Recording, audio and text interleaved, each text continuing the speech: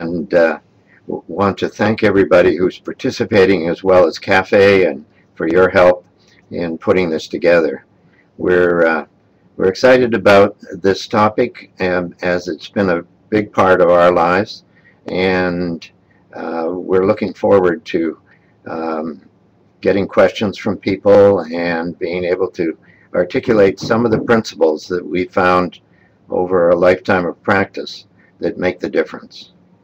Michelle. Well, and let me add my welcome to Ian's. Very, very pleased to welcome all of you from different parts of the country, and to say that we very much hope that this session will be one which sparks new questions for you and offers you new tools for working with clients or for working within family business. It's really a pleasure for me to work with you, Ian, because I so appreciate the combination that you bring of neuroscience, family business expertise, and psychotherapeutic perspectives. And so it's really a treat for me to be able to take time today and to be connected to all who've signed up across the country and to work with you. Thank you. That's great. So perhaps the best way to start off is you'll see on the screen, just to be clear about our objectives in this particular webinar, and we will be reviewing these later on, just to do a summary.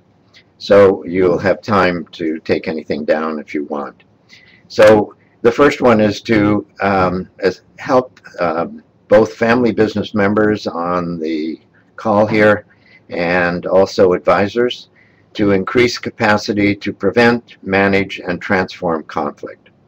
So it isn't just about, in our thinking, about how do you handle family conflict when it happens, but also how do you learn various principles and behavioral practices that actually result in conflict being avoided and prevented, and connection and more working harmony and working together being enhanced.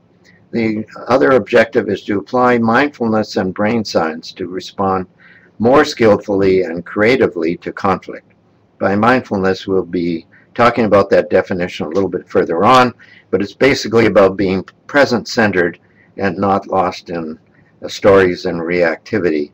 And we'll be covering more about this, some basic principles about brain science in that regard. To prevent conflict by avoiding unproductive communication patterns and predictable thinking habits that lead to discord, which speaks to the very beginning objective as well. And then to demonstrate and also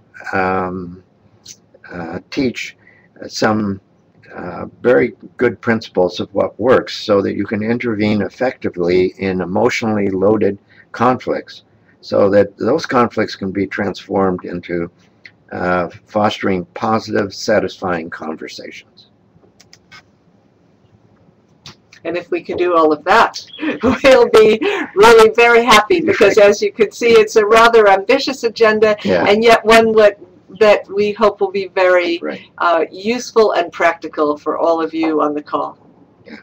And so the overview is to cover, here's what we're going to be covering: conflict transformation processes, mindfulness, and brain science.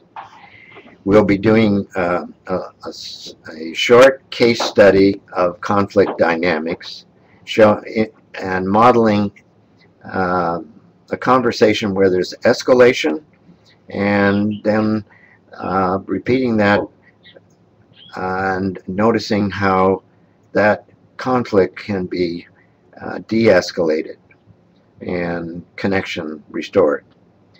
And we'll be looking at all of that using an analysis of brain science, mindfulness, in conflict management, and in conflict prevention.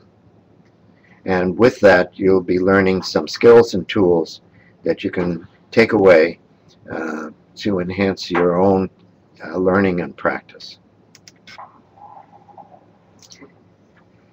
So in transforming conflict, some of the critical things for success, we know that in family business, that we have a high percentage of businesses in Canada are family businesses, and they employ an incredible amount of the population, working population of Canada, and have a high percentage of the gross national product.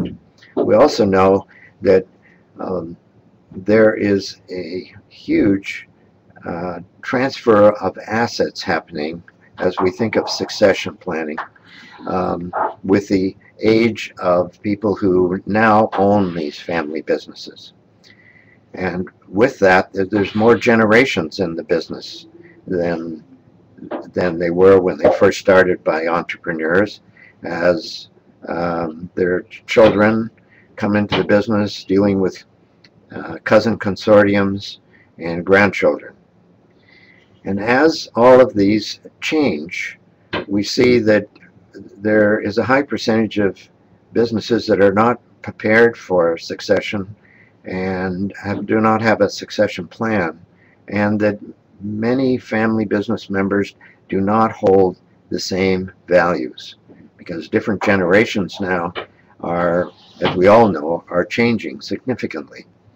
So this can lead to incredible communication breakdowns, and with that, a lot of hurt feelings, misunderstandings, and difficulties can just start to escalate, which can affect the legacy, the longevity of not only the family business continuing, but if the business continues, that it manages to survive through the generations, and that if the business doesn't survive and there's a decision to sell it, then you're still in the position that you have to manage the family assets, and how that can lead to so much difficulty.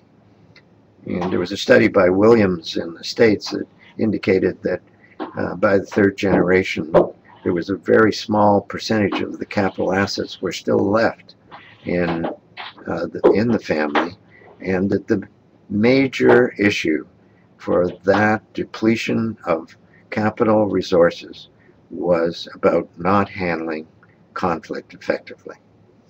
And so we can see that actually thinking about conflict in the context of family business relates to efficiency, to effectiveness, to value creation and maintenance, but also very much to the viability of the business and the success of the business going forward.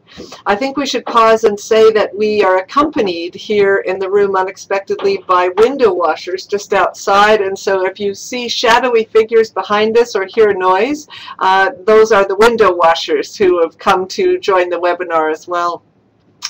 We have a slide now which is about a conflict transformation process. And I'd like to just give you a brief overview of this slide, and then we'll be talking about this as it applies to family business throughout the course of our session today. You can see that right in the center of this slide it says source. And source is the word which is chosen because source refers to what's at the very center of what makes your world work, what makes the world work of a business, but also what makes the world work for each individual within a business, and indeed for advisors. It is our source that motivates us to do our work, to engage with the people we engage with, and to do the sorts of ventures that we get involved in our lives. And so source relates to values, worldviews, deep understandings, those sorts of things that we may not talk about every day, we may not even be fully aware of, and yet they animate who we are and what we do. And going straight ahead to 12 o'clock, you can see that our source will influence many different sorts of quests. In a way, a family business is a quest. It is a quest for value creation, certainly, but it's also a quest for a synergy, for a way of contributing, for doing things that have some meaning to those people involved. And so there's commitment there, and people go forward. And Ian, as you just said, Today in Canada, there are many challenges to that commitment and to going forward. They relate to succession, they relate to generational culture, they relate to difficulties in the business environment generally. And so very often, indeed, probably without exception, in any family business, there are various tests. You see here the word precipitating event. Something can happen. There's a miscommunication. There's a misunderstanding. One person involved in the business has a very different vision from someone else. And so there's a kind of test. And what we invite all of you to be doing as you're listening is to think about family business conflicts you have known, either because you've experienced them as a part of a family business or as an advisor trying to assist participants in family business. When a test happens, think to yourself for a moment, what do you do? What happens? One of the most used strategies in conflict across cultures is avoidance. You do nothing and hope that it will all go away. But of course, it doesn't all go away. It arises, it comes in different forms. You think that you've set one issue aside and another issue arises. And so you can't just race across the circle we have in front of us to problem solving. If you do that, there are always negative consequences. We say it comes back to haunt you. And so in our work today, what we want to talk about is what do we do instead of avoiding. We want to find some place in the middle between completely avoiding or completely overreacting, both of which can be very destructive to relationship. Very well said, because that is really the way we operate under threat when we look at the interpersonal neurobiology, is that if we feel under threat, our whole brain system, our whole physiology, we want to be safe. And it just fires off intrinsically and automatically. And if that doesn't work, then we start to fight. Yes. And if that doesn't work, then we go kind of numb. And both of those different kinds of strategies are hard on relationship. And of course, relationship is right at the center of family business. And so that's why this material is so important and actually so exciting to us as we've worked with family business members and advisors. What this diagram also shows us is that if we can employ some different strategies and tools that we'll be talking about today and actually go into the issue with a spirit of curiosity, then a kind of shift can happen. And, you know, Ian, what some of the research that I'm familiar with has shown about shift or release, this part right at the bottom of the diagram here, is that people talk about it in physical ways. They say, when you finally heard what I had to say, I felt like a weight was lifted off my shoulders. That's right. When he apologized, I could breathe more easily.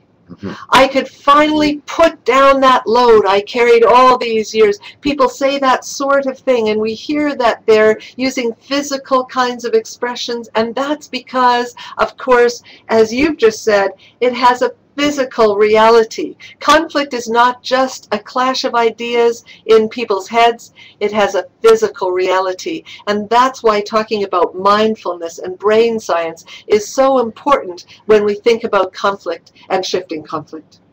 And exactly, and one of the things that has really been coming out in the forefront with new brain science research these last decade, there's like an explosion of it, is how the brain, we usually think of as in the head, and we think of as the mind in the head, right?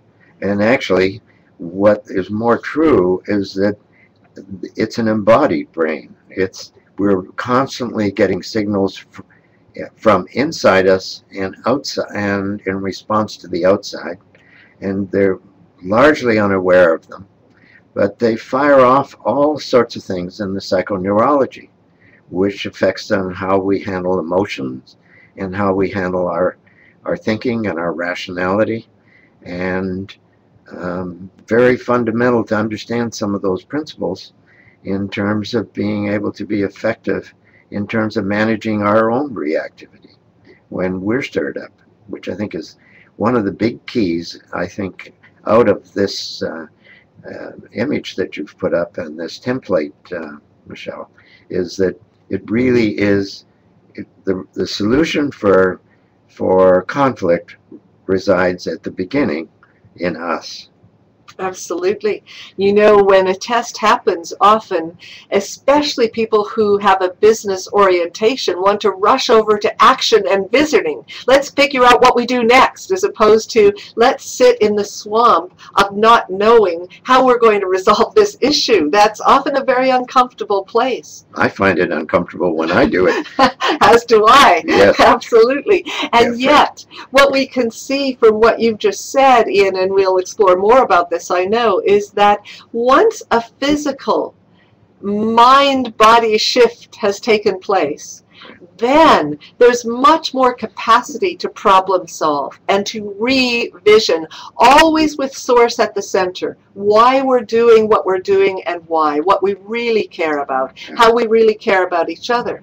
And in fact, it turns out that so many people try to problem solve from the activation of the test.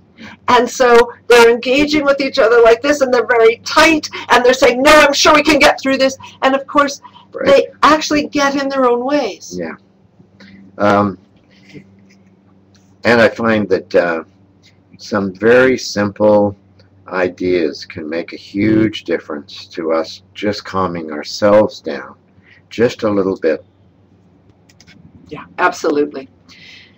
So today what we're going to focus on in transforming conflict is that there are 3 levels we'd like to bring to awareness, and then different tools around cultivating curiosity and listening. Now, everyone's heard about curiosity and listening, and we may think that we're very, very conversant with them, but it turns out in conflict, many of us, certainly myself included, tend to lose curiosity completely and not be particularly good listeners. So briefly, these 3 levels. The substantive level of conflict is just that measurable material thing that a conflict seems to be about. But in ongoing relationships and family business, it's very seldom just cleanly about resources or cleanly about a decision which affects material aspects of a business. It's much more often always connected also to the ongoing relational dynamics and also to the symbolic domain, where we talk about what does it really mean to each of the parties involved.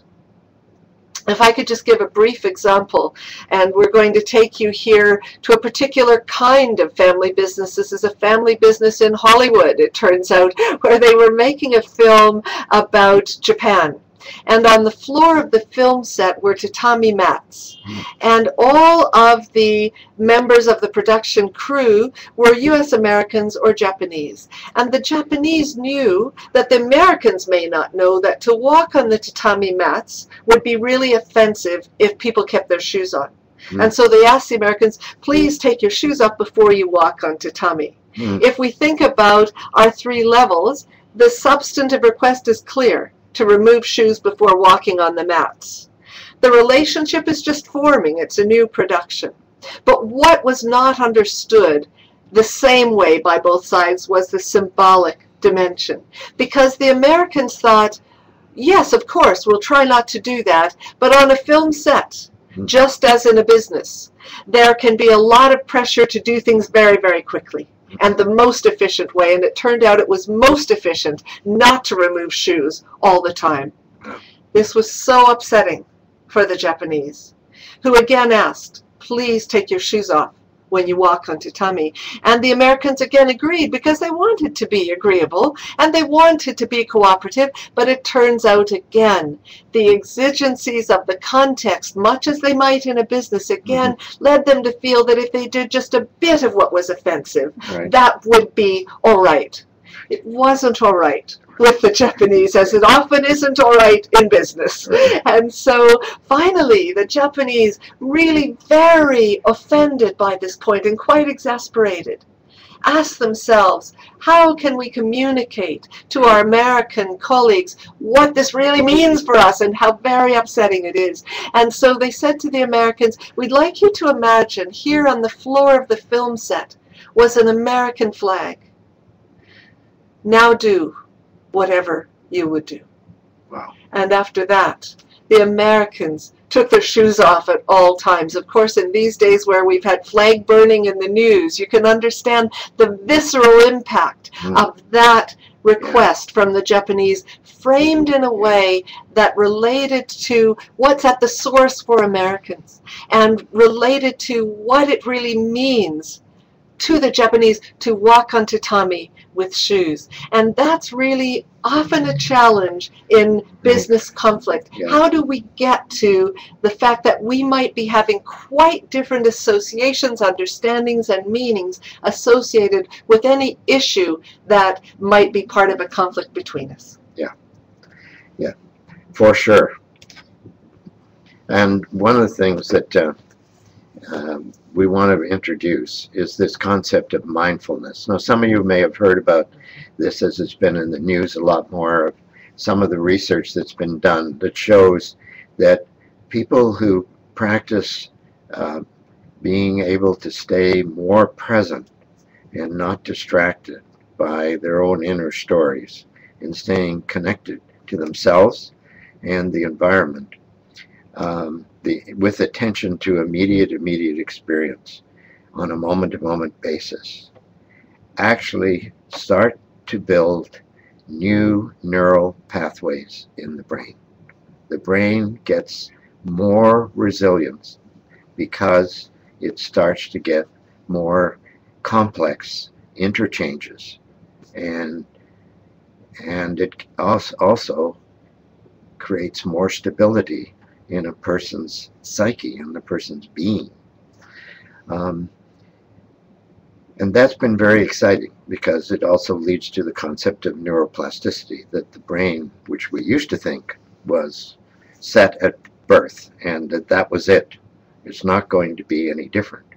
That isn't true. The brain is always changing, and being mindful is over time gradually developing the brain to be more effective. And by using our mind, we actually affect our whole being. An orientation to one's experience characterized by curiosity, openness, and acceptance. And there's a quote from this Buddhist teacher in France: breath is the bridge which connects life to consciousness, which unites your body to your thoughts. And I often say to people, if you can notice when you're talking, that you can notice that how your breath is, that you can pay attention to your breathing while you're talking, you will actually probably have a more settled presence and be able to stay actually in your common sense and not so much being thrown off track by other people's reactions, so that you can actually connect. And here's an example of the brain, just to give you a pictorial. And when you look at the one on the left, what you're seeing at the bottom is the old beginning of the reptilian primitive brain. There's a model Dr. McLean had of the triune brain, that on the bottom is this instinctual brain that takes care of all of our breathing and everything. So 500 million years ago, this brain was the predominant. And then there's another layer folded over that primitive brain, which is the limbic system, which protects so much of starting to be the mammalian brain, the movement towards more human dimensions. And then on the top, around the whole brain, is a surface of the cortex. And in the front of that is the executive function, the prefrontal cortex, which, the job of that is to dampen all these primitive, more less evolved animal brain that is us.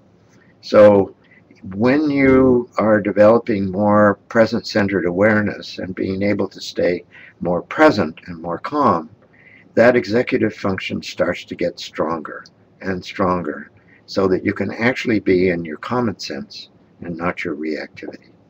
And on the right, we have the two halves of the brain, the left side, which is more rational and thinking generally, and on the right, more images and feelings and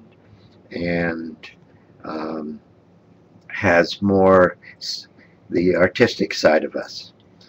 And as Michelle just said, when we get in conflict, a lot of times we're trying to run off our left brain. And I must, without being sexist here, there is some neuroscience that indicates that, and culture, that us chaps, men, tend to favor more often the rational left and don't know what to do with not only women's tendency to be more healthily connected to their right brain, but not only we don't know quite what to do with our side that is has more feelings. So there is a connection through these two, and science is showing that that connection is slowly starting to get smaller, which means that evolutionary-wise, we're integrating some polarity in our own brain function. So in the left brain, there's more about language. It isn't quite as black and white as this, but for our purposes now, it's important to just make it kind of clear on the polarities. The right hemisphere is more about imagery and spatial representations, and also feelings, as well as the limbic system, which is that next level down that I talked about and folded over the brainstem, whereas the top part of the image, the left and right hemisphere, is more the left and right brain part. So the limbic system is more about motivation and emotion. And the brainstem regulates all the things about our handling pain, excitement, our instinctual animal capacity to regulate our breathing without having to think about it.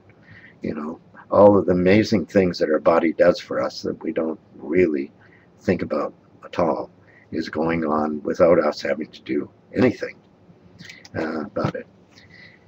Now, one model that's just come out, there's a new book on it by Stephen Porges at the University of Illinois in Chicago, and a good friend of mine, is that he has done some very extensive research on looking at what happens to us with the environment outside of us, over on the left side of the screen, and what about the environment inside the body. Well, most of us know a lot more about what's going on outside than inside.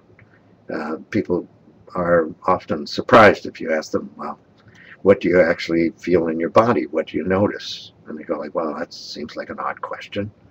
And what happens between these two dynamics of things inside influencing the perception outside and things outside influencing the perceptions inside is it fires off the nervous system.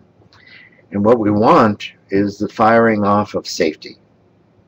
But when we get in high conflict, the minute there starts to be perceived threat, we start to get alert, as Michelle said, to be ready to either flee or to fight. First, to get away from a threat, and then if that doesn't work, we'll try and fight. And if that doesn't work, then we go to, unconsciously, we go to life threat. I don't know how many people I've worked with where they say, well, you know, I just go to a certain point in the conversation and then I just check out. And I don't have any words anymore. And the family just keeps asking me questions. But they don't realize that the person has now dropped into the more branch of the main nerve in the body of the vagus nerve into the old primitive vagus nerve, which has two branches. The front in here is about social engagement. And the back, in the back of us, is the old primitive one that fires off and has us go into numb or just spacing out, we're not here, something to try and have us deal with overwhelming stimulus. And indeed, that is a very painful experience for the person having it, and difficult for the family members with whom they're interacting, and not only unproductive for the business, but very, very destructive to relationships, because there's either insufficient or ineffective communication or very negative communication. That's right. And from this diagram and from what we've done before, the way to problem solve is in relative safety. So anytime it looks like somebody is acting defensively, in a reactive way, or they're wanting to argue, or they're distancing, or they're shutting down, pushing on them will not work. And yet, arguing will not work. That's right. And yet there's a tendency often to think, well, me yelling at you didn't work, so I'm going to yell louder, doing more of the strategy which didn't work. Well, of course, and I'm right. So, you know, and you're wrong. And that reinforces that tendency. And if I just tell you enough logic, that somehow you'll wake up to the fact that you were really being kind of stupid. Absolutely.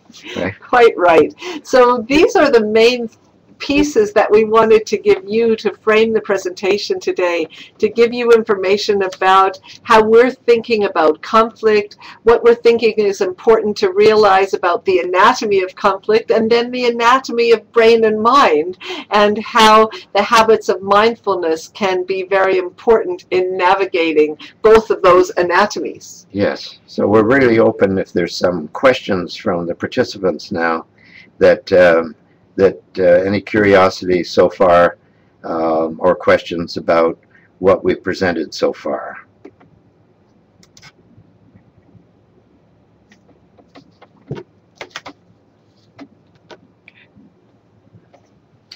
I think that this means that you have to type something up. There we are.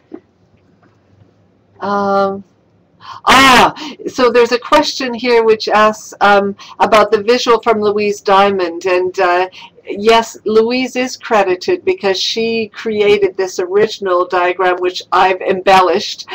She's a wonderful and visionary leader in the conflict transformation field. And your question, Colin, is very astute. Is it clockwise?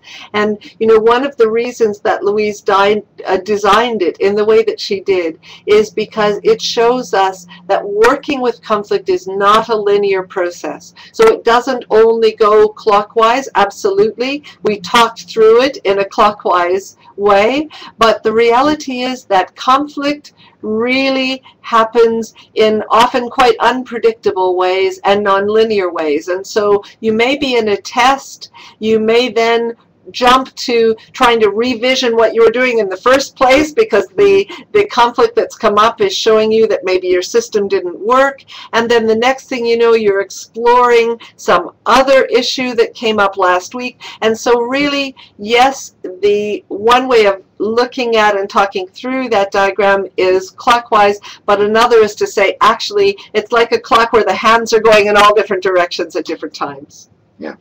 And so we have a question now. Is the disconnect between the hemispheres responsible for the same disconnect between what we say and our vision of another's reaction? Well, a very good question and very germane. And yes, that would be a good way to frame it, is that what happens is we tend to have a preference for either left or right bias, if you will, or we're stronger in one area or another. And if the other person is in coming more leading from the other hemisphere, it doesn't make as much sense for us. So if we don't attune to the other person's way of representing the world, then they feel like they're not listened to, not heard, not understood, and they make all sorts of adjustments to that we've discussed.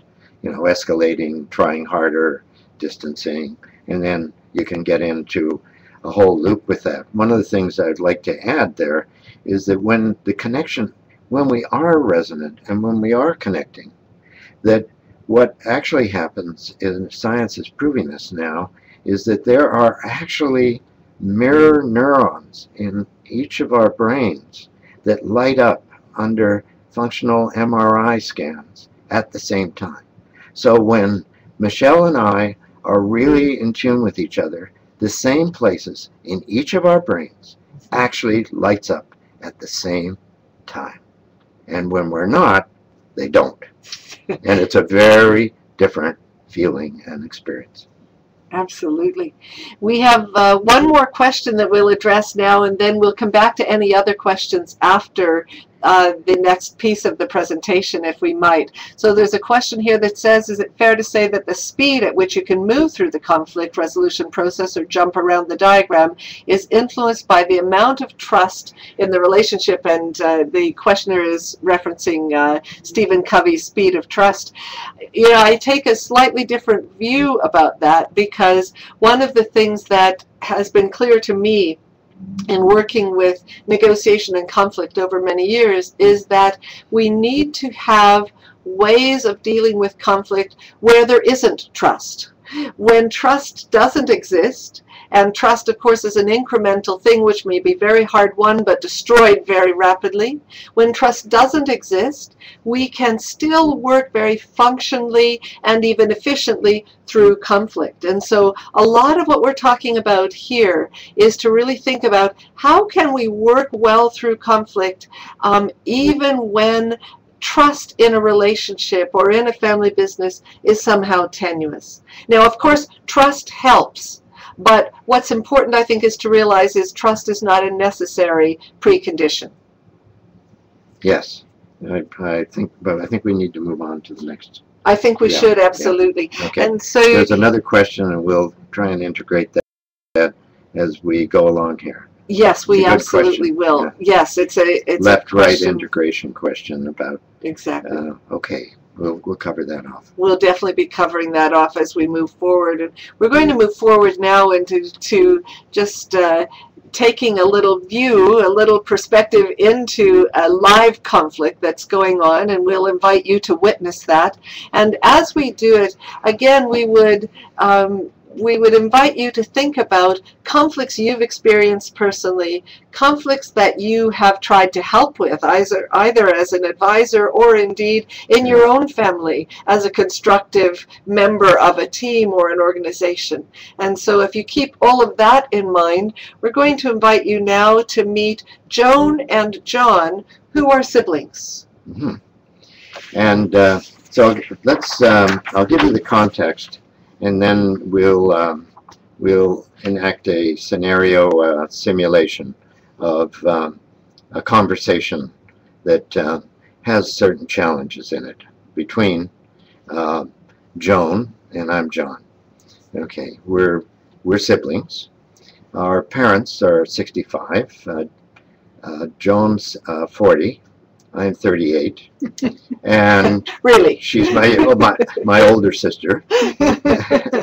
And my parents, our parents, have started a business where they have 4 retail outlets, and they're 65, and they're wanting to retire.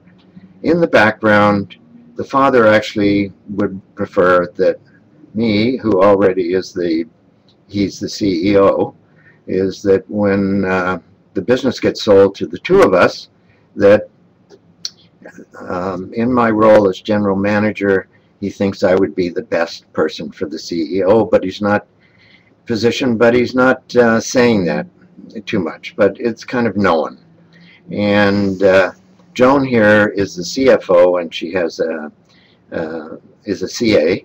I have an MBA, and we've been in the business for after we got out of school, and we've generally worked together reasonably well, but now we're coming up to this point where the parents are saying, You work it out. That's not our job as to what kind of positions you want to take in the firm. We're just willing to sell it to you, and we'll work out a deal that will work for all of us. However, it's your job to figure out how you're going to do this together. And that makes good sense.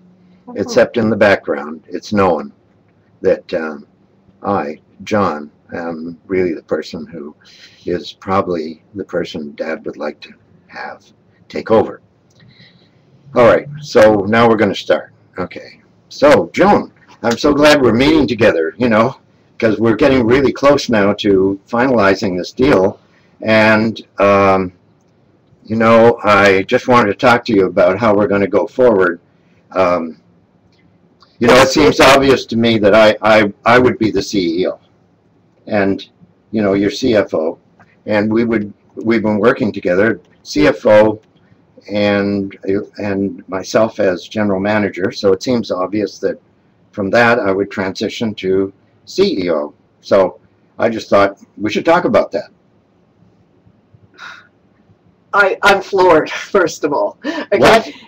Because I thought we were getting together just to talk generally about the transition, the timing, some of the mechanics. Now you drop this thing, you'd like to be the CEO. This is something, John, that is going to have to be discussed. And this is not a way to discuss it, just to announce it. John, for heaven's sake, you've always been Dad's favorite. There might be some sort of assumption. I know people are talking in the corridors about this sort of thing, but you are not going to just bulldoze me into this today. No, no. That's it. No. Boy, you know, this is history repeating itself. Ever since. That's right. You know, Mom's been oppressed the whole time. I'm not going to be like her. You know, we're trying to run a business, and you're doing all this emotional. Don't stuff. patronize me, John. I'm not spending. I'm just naming fact, for God's sakes. Really? Yes, it's been going on before, and now here it is again. We can't run. What kind of a partnership is this going to be if you're going to be flying off the handle all the time? John, with the deepest of respect, I am actually talking to you in the very most civil way that I can right now. I don't feel it's very respectful. Is that right? Yes. Well, then let me tell you something, because I've been thinking about this. I, unlike some others, am very employable. And maybe we just need to sell the business, and then I can invest in my country cottage and go work for someone else. Because you know what? I'm not going to have this go on in this way. I can't stand this. So now you're threatening. So that's what you do. Now you're threatening. No. It's just my agent of reality badge, John. Okay. So we can see that this conversation and hear it, and we're wondering what it stirred up in you listening to it. What feelings you had, what thoughts you had, what happened for you. We'd like you to kind of check in, not only with your thinking, but your physiology. When we were talking about nervous systems and brains, and mind and relationship, right? And what sensations you had, because it's one thing to speak theoretically about conflict and to see slides on a screen. It's quite something else to feel emotionality and negativity and a lot of the kind of tumult that is often part of very, very long-standing issues that play out in different ways. And of course, it may be that some of the context that you're familiar with, you wouldn't have so much drama. It might be simmering beneath the surface. We thought we'd surface some of it for you so that you could really kind of explore your own responses to very emotional displays in conflict. yes, and it's not that far off from what actually happens in many families, especially families in business, where there's perceived favorites of who was Dad's favorite, who was Mom's favorite, and who is the right person that really is the heir apparent. There's a long list of possibilities for conflict, especially among siblings, and what we know is in the times of transition and change that stability in us starts to scramble, because we want stability. And when this stirs up, we start feeling some type of chaos. Yeah, right? absolutely. And we're starting to see some of your responses. Thank you. Someone has said, I felt like I wanted to not be there anymore. Avoidance. And isn't that often the case, that as it starts up, whether we're a party or an advisor, we start looking around for the exit sign when things get heated. Right. And another is that felt and sounded very familiar. Mm-hmm. And another, as an original owner, we certainly wish this would not be an issue. Well, it might not be an issue, but there will be some issue. I mean, we're human beings, you know. All we have to do is look at our own relationships at home, and how do we handle differences when people have strong opinions, and start expressing opinions as if they're fact. Absolutely. Getting opinions and facts mixed up is one way to have a great opinions argument. And if you aren't successful, you go for character assassinations. You know that as a lawyer, right? If you can't win on the evidence, then you do something to discredit the witness. Absolutely. We learn that well in legal education. Yeah. Absolutely. Yeah. So I think, Ian, that others no doubt have had their own experiences of this, and we will oh, we're hearing one more comment here which says, it felt familiar, and quickly this person sided with John, which just shows something about this person's judgment, doesn't it? No, I'm kidding. I'm kidding. I thought that person had very good common sense, and it made very good sense. You know? It shows us something about the expression common sense. The fact that it came from a man has absolutely no relevance. You know, that's often another thing that can happen, whether you're in a conflict or helping others with one, is that you begin to feel aligned with one side or the other. And of course, that's not necessarily helpful either. It can just mean that then you have more and more coalitions forming. This is delightful. Instead of coming and working for us, we could use some help. And isn't that the case? That very often conflict is something that no matter how much education we have, no matter how much experience we have, it's still not easy. No, it's not easy. It's us. And the other thing is that was so pertinent in this that last comment is most of the time people won't ask for help. They just, okay, let's do the estate freezes, let's do the shareholders agreement, let's not go there, because it's just going to get worse. And certainly with entrepreneurs, they're used to, I know about being one, is you have a high focus and drive to get things done. You have a strong vision of where you're going, and you'd get disrailed if you started to get all soft and fuzzy about everything. So you want to keep a fairly tight hold on stability, and that's a great resource. Often it's a male that is, and traditionally been, it's changing now, been the entrepreneur, and the mother's going, the emotional family officer, going like, this is getting bad, and something has to happen differently. No, absolutely. Okay. Well, and so we have a different picture in front of us now, and we'll see how John and Joan do, and whether the sun can peek through. That's not a pun, right? That was not a pun. Okay. No. So we're going to start off roughly the same. We're doing this just off the cuff here, so it won't be exactly the same, but it'll have some of the same tenor. And then we'll see what happens. We'll try and apply some principles. All right, Joan, I'm glad we're getting together, because you know that pretty soon we'll be just negotiating that final details on the deal. Yeah. I thought it's a good time we should talk about, you know, Mom and Dad said, you know, we should be deciding how we're going to run the business. We should, absolutely. Yeah, and I find it all terrifying. It's a bit overwhelming. Oh, really? Let's go. Okay, good. You're ready. I'm ready. Good. Yeah. Okay. Yeah. Good. In fact, I wanted to talk to you in particular about the board. I think we need to shuffle the board in some ways. You do? Yeah. Well, actually, we talk about that a little later because I've got one thing that's really important for me. Mm-hmm. Yeah. You know, as general manager, it seems like it's obvious to me that I would be the CEO. And I thought you probably know that, but we've never really talked about it, so I thought we should have a conversation. You must be kidding.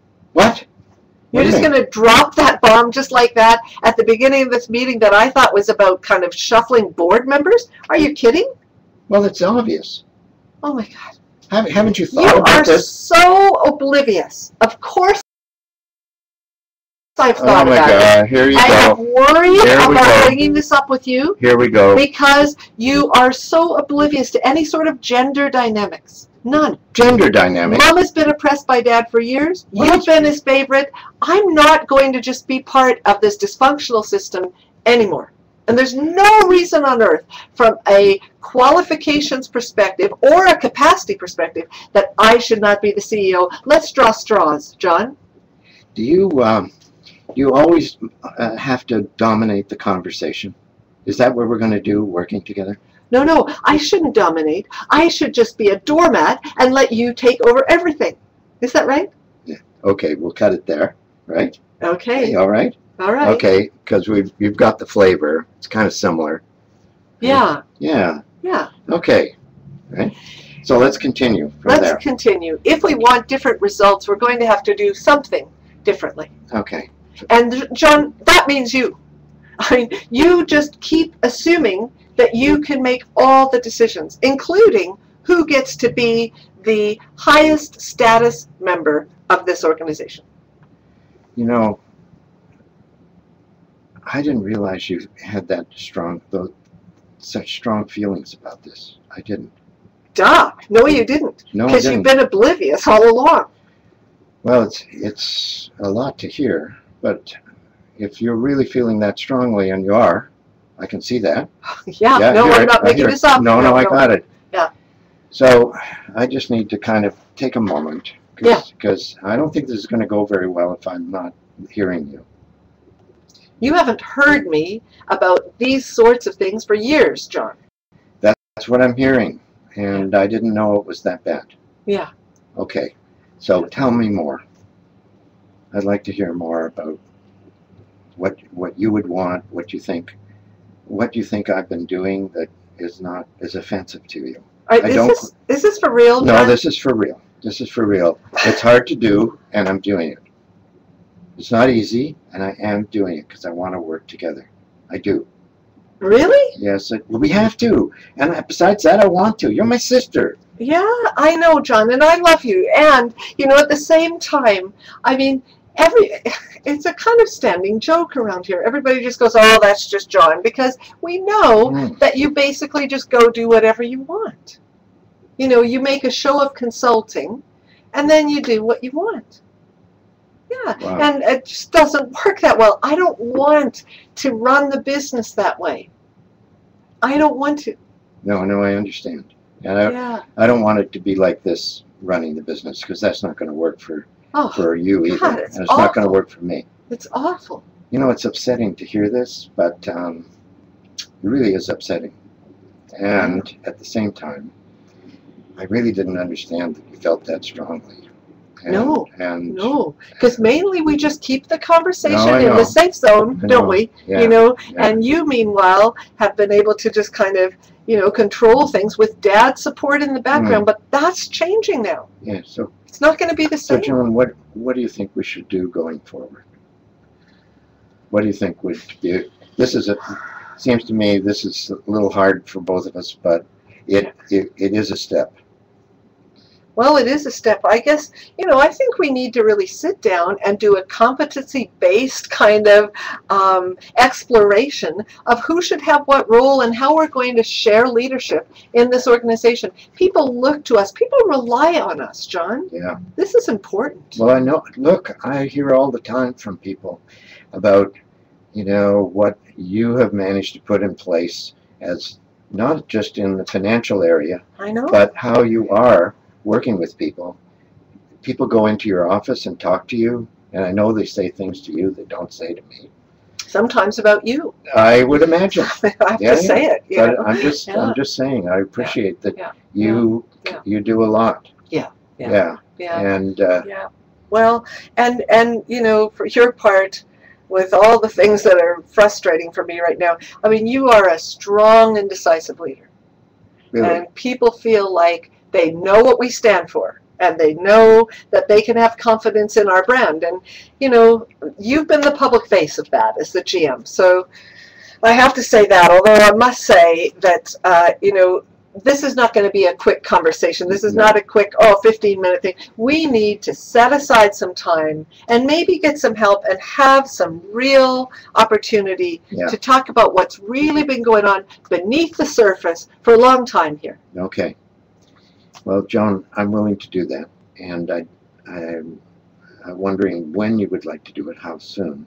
Because I need a little time to just process this, because it's pretty hard for me too.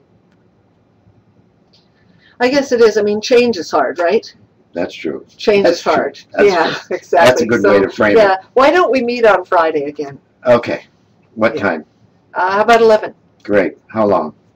Well, why don't we set aside 3 hours and see where we can get by ourselves before we involve anybody else. Okay. Okay? Yeah, and good. I'll think about this, you think about this, but I mean, just try to stop yourself before you make these big leaps of, you know, what you think things should be.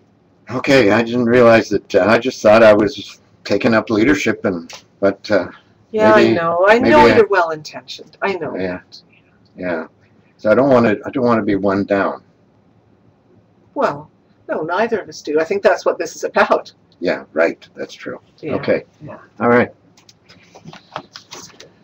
Well, Joan and John had a slightly different experience of each other in this particular instance.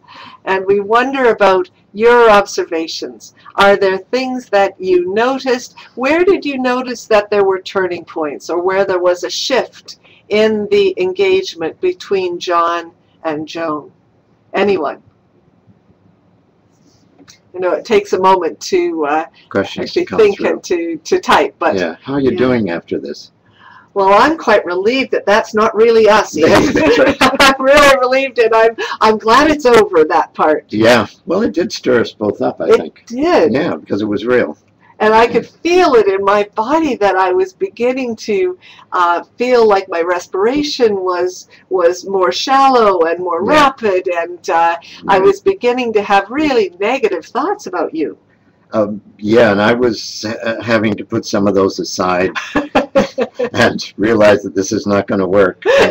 And there's a comment just came in when John stopped to acknowledge Joan's feelings. That was when a shift took place. Yeah, that's right. And that really, it was so surprising to me as Joan, because it wasn't our usual pattern of relating. And so it stopped my kind of autopilot. Yeah, what you didn't know is I'd got some coaching offline about my reactivity. Oh, I see. Yeah, and I didn't want to bring that in. That makes sense. The thing that is one of the principles here is that I manage to handle my reactivity.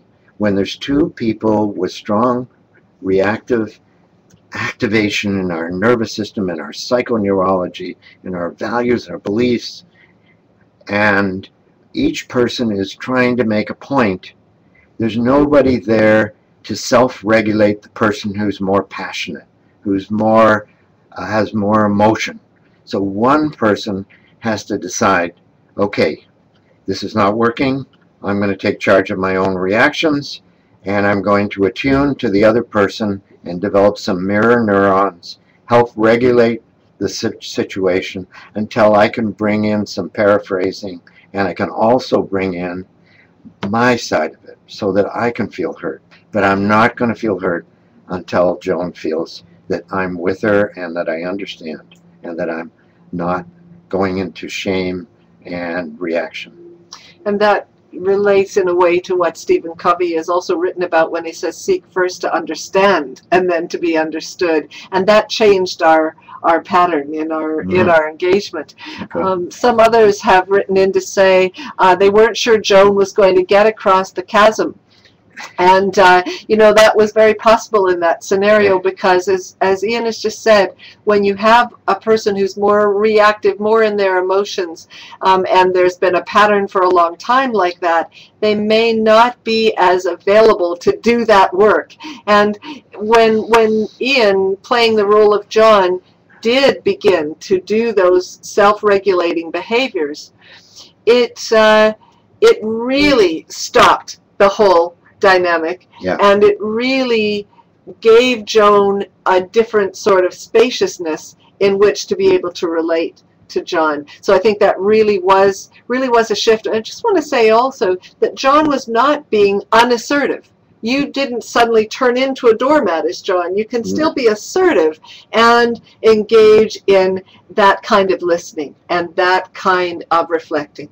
Actually, I would add to that is that I agree, and that kind of assertion actually takes more courage and more consciousness and more maturity to do, and it actually takes more assertiveness than to go into your default of the old pattern, to actually change something and let whatever you've got going in the background be in the background while you attune to somebody else who you know is upset with you is one of the real keys, right? It really is. Key. And yet one of the kind of everyday colloquial understandings is that when you do that, when you did what you did as John, that you're somehow becoming less assertive. Yes. So I feel like this is a really important thing to emphasize, that actually it's a mature form of assertiveness. Yeah, it takes more maturity and strength. Exactly. In whoever it is. Mm-hmm. The other thing with it is that it leads to the mirror neurons starting to attune. And if you notice body language, people when they're in conflict start to have a difference in their body language. When they start to get attuned, their whole system starts to mirror the body language naturally of the other person. And there's lots of evidence about that. So people ask about what about body language? If you want to reduce conflict, then slowly pace and be like the other person. Right. With your body and your tonality. If they're really high on strong activation, then having a more calming tonality that's not patronizing. Because tonality always trumps the content.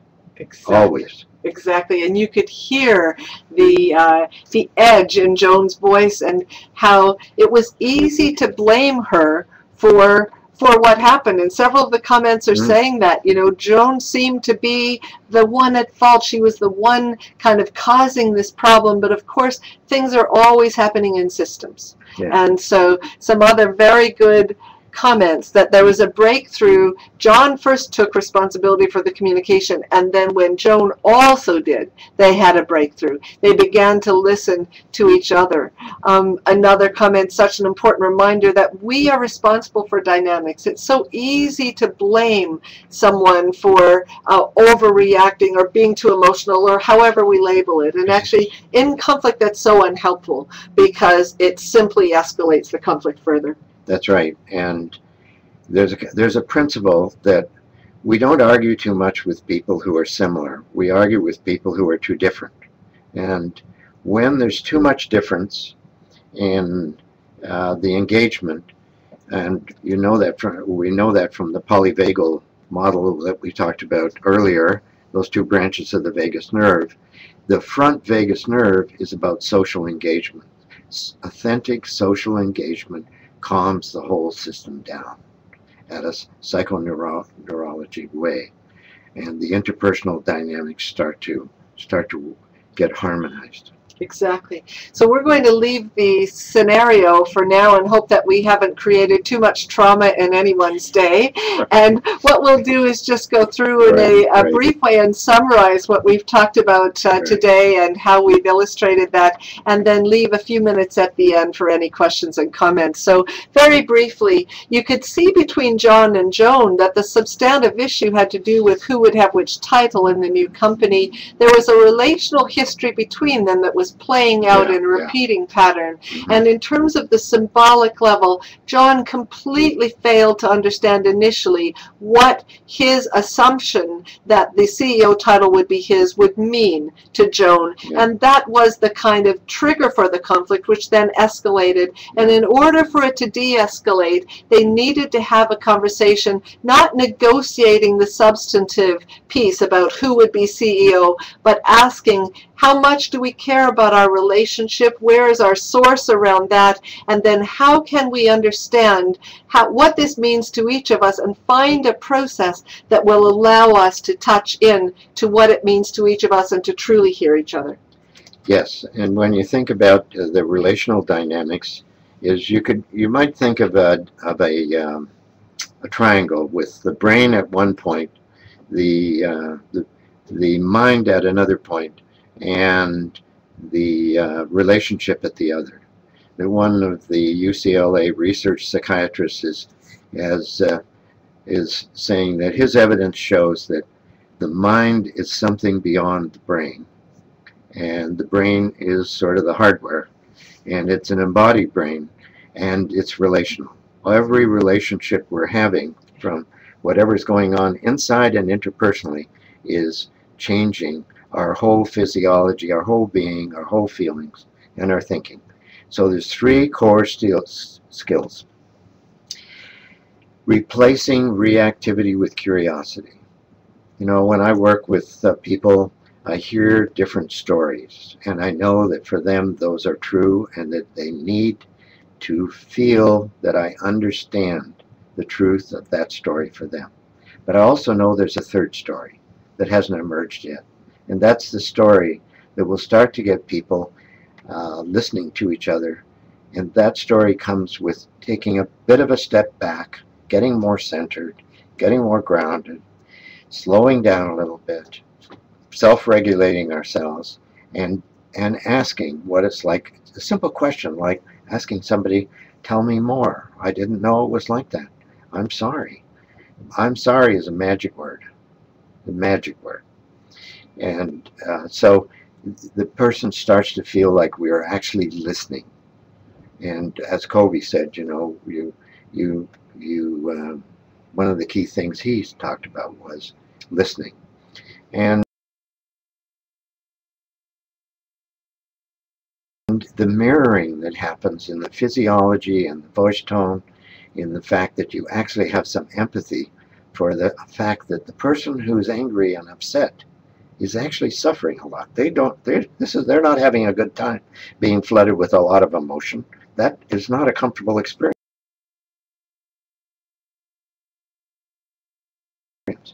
So mirroring that at the beginning, that is hard for them.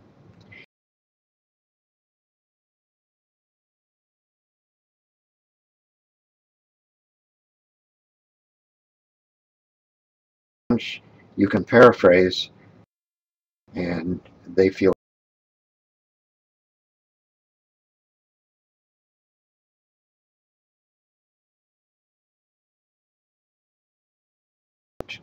being able to set aside our reactivity for now, and it'll calm down. Feelings change, thoughts change, and Alan Shore at UCLA is a brilliant researcher on the effect of right brain to right brain communication. When people are flooded with a lot of energy, sensation, feelings, emotion, they need to be attuned to from the right brain. Emotional language, feeling predicates, feel, you must be upset, or what is it like, you know, addressing that, not going to rational problem solving, which will just drive them into more dysregulation. And then once things calm down, as I said, then you can paraphrase. And did I understand exactly what you said? I want to be sure before I say anything. I have some things I want to say, but I want to be sure I understand you correctly. And this is what I heard you say. It sounds a little mechanical at the beginning, but as you get to do it, it isn't mechanical anymore, it's dynamic.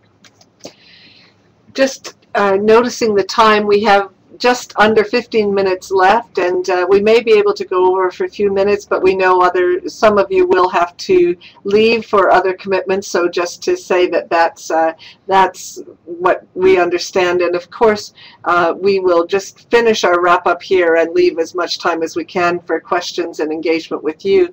So briefly, the conflict transformation process, as we discussed before, really shows us with this circular diagram that Diamond developed that actually moving directly across the circle from test to revisioning or problem solving is often not productive because of the activation that happens in the body and with the limbic system. And therefore, really using these skills and these tools we've talked about and the things we modeled in the conversation between Joan and John help create a shift from which so many other things are possible. And I would just say, Ian, that in work with families in conflict, I often see people who actually are in a fair amount of despair about ever being able to get to a shift. Yeah. And that it's really a surprise often to people who have been in long-standing patterns of conflict that it's actually quite possible to shift those patterns, to create these new neural pathways when you begin to integrate some of the understandings we're talking about today. Yes, absolutely. And one of the questions was that we said we'd come back to is, could we generate an experience in the participants that might help them integrate left and right brain? So let's just take a very quick pass through. Sure, of course. Okay. So I'd like you to notice, if you're sitting, that you've got your feet on the floor and your weight on the chair and your back supported by the chair. And if you have arm rests, well, that supports the weight of your arms. If you don't, they could be on your lap.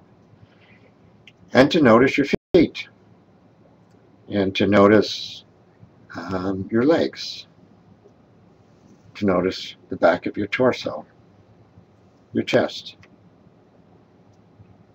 your arms, your neck, and your head, and the left side of your body, and the right. So I'm doing it very quickly because of time. So that's all about awareness of the body. That's right brain. So as you notice the energy, the sensations, the feeling tone of your body, think about what it's like to have noticed it, and what it's like to notice maybe aches and pains, or gosh, he went kind of fast, or I don't know what this is doing. All sorts of things that could happen. Or, oh, this is a relief. I can notice my breathing is a little changed. I feel a little bit more relaxed, or more present, or more mindful. So those thoughts are the left brain making sense of the right brain experience, which is an embodied experience. And it's bottom up from the right brain and top down from the left brain. All right, so that's one very quick little exercise that you can actually do to self-regulate yourself. Absolutely, and you can do that just in a break in the washroom. You don't have to do it in a meditation room. No. So that's for sure helpful. Yeah. Or you can do it in a meeting. You notice that you're starting to get wound up. Slow down. Yeah. Notice, have my feet on the ground? You know, yes. Is my breathing going fast? Am I starting to get activated? Am I holding my breath? Yes. All those signals. Yeah. Those are all things that you can signs of dysregulation or regulation. There are a couple of questions here about anger and escalating anger and how to stay present with someone when there is intense anger. And what do you do if that anger keeps escalating? And another related question where someone says, I noticed that the fuse of one particular individual is getting shorter as he ages, and my threshold for coping is lowering. Right. And so these questions about anger and intensity are so appropriate because they're very, certainly across cultures, but even within a family culture, there are very different ideas about what is an appropriate show of emotion and what is simply too much, too intense. Right. And all of those judgments come in and get in the way of curiosity. And the reality is, you know, it's very, very uncomfortable to be around someone who is getting very, very angry and very, very intensely angry and directing it at you. Yeah, I remember the experience a few minutes ago.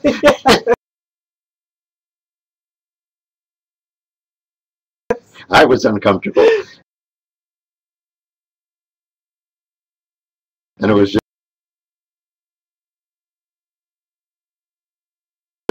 just a role play. That's right. But Exactly. it was real. Yeah. And the feelings.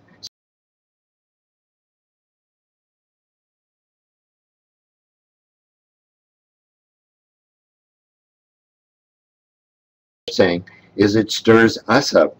So there are things that you can do. You can get a relaxation tape, and when you're not in that presence, start to learn how to calm yourself more. You can take a course on stress regulation. You're not going to be able to change the other person directly. But you can also use the social engagement and the mirroring to ask them more about it. When people are complaining and angry, usually people don't say, tell me more about that. Have you got some of that with me? No, because our boundaries are too permeable and it's all coming into us and we're taking it so personally, and that stirs us up. But, you know, it's not about us. It's us that makes it about us. Even if the person's yelling at us, they're upset themselves. And they need somebody in the social engagement to help regulate them. And you may have to take a time out and say, well, I just need to go for a walk. Or I can only do so much. I really want to listen to you more, but I can only handle so much. I understand that you're very angry. But there's only so much I can do. And I did some of that with Joan, where I said, you know, I need some time before we meet again, because, you know, I need to kind of be with this and settle a little bit. And that was a smaller example, but nevertheless, it's a principle. It's also interesting, Ian, that you say you could go for a walk, because the act of walking, the swinging of the right and the left arm and the legs is actually another way of connecting the two hemispheres of the brain. That's right. So it's not surprising we have that kind of solution.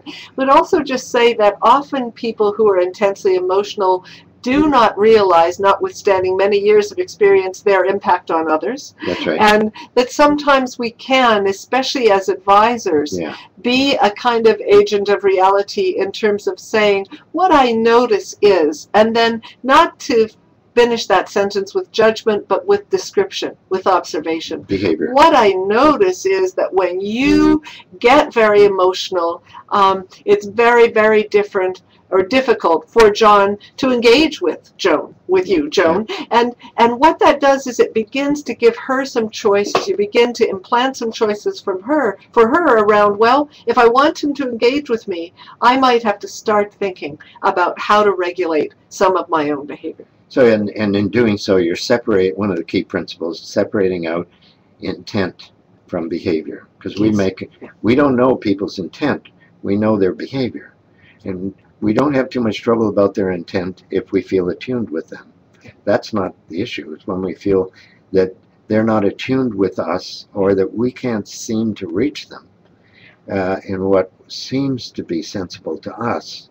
And then we have to step over the boundary and attune to them, or we're not going to get anywhere.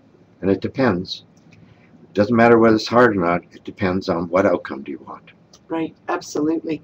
So I notice we have just a few more minutes and wonder whether anyone has any other questions. I think we're maybe out of time for that, are we? Yeah, I think let's go to we think we covered just about all of them.